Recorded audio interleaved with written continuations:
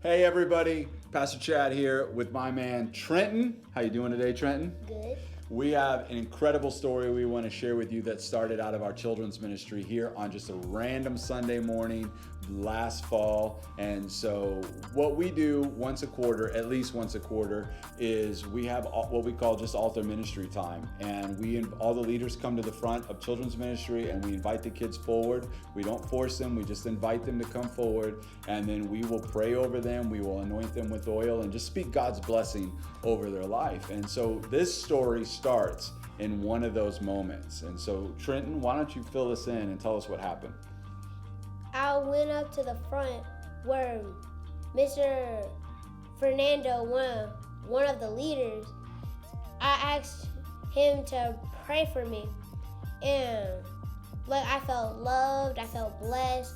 I even felt a small warmth from God. Amen. And I wanted to pass that on when I got to school the next week. Awesome. So you came up for prayer, just a random volunteer, just prays for you. You feel blessed, you feel the touch of God on your life, and you go to school the next day and you're like, I don't want to pray for people. So you know how many people you prayed for that week? I couldn't even count. It was a lot. It was a lot. You're just looking for opportunities to just pray for people. I love that. That's awesome. You know, knowing Christ and making him known. I love to hear you doing that. And so then you get to Miss Tucker, right? Now, Miss Tucker, her story happens at the end of the day. Is that right? Yes, sir. Okay. So you see Miss Tucker in the hallway. Miss Tucker was your first grade teacher. You're no longer in first grade. He's in fifth grade. We'll make that clear. So he sees Miss Tucker and you go up to Miss Tucker. What happens? I asked her for prayer, but... Oh, you asked if you could pray for her, right? Yes, sir. Okay. I asked her for prayer, and she said, yes, sir, my mother is going through cancer. So then I was like, when I heard cancer, I was like, ooh, cool, I'm going to go ahead and get that prayer real quick. And then... I love that. Cancer, no big deal. God's big enough. God's big enough for cancer, right? Yes, sir. Okay. And so you pray for her in that moment, and then you just go on about your day, right? Yes, sir. Trying to get home, play video games, eat some food, get some dinner, right? End of a hard day, you're ready to go, right?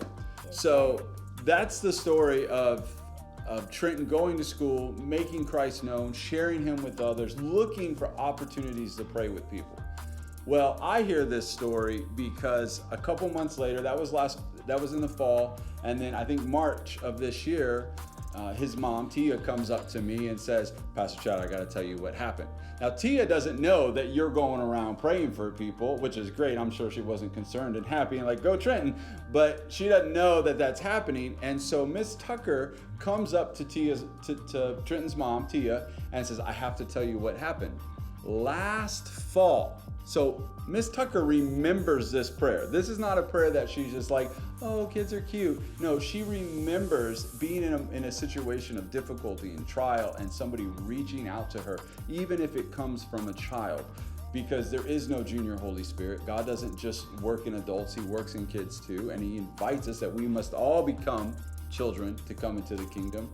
And so Miss Tucker now is sharing with Tia, she said, last fall, your son prayed for my mom who had cancer. And I wanted to share with you, last Thursday, she was diagnosed cancer-free. Right? What an incredible story. What an incredible miracle that took place, Trenton, because you were willing to step out and be bold. You were willing to share Christ with others and just pray with them. And just share Christ through prayer and loving on people. I love that story.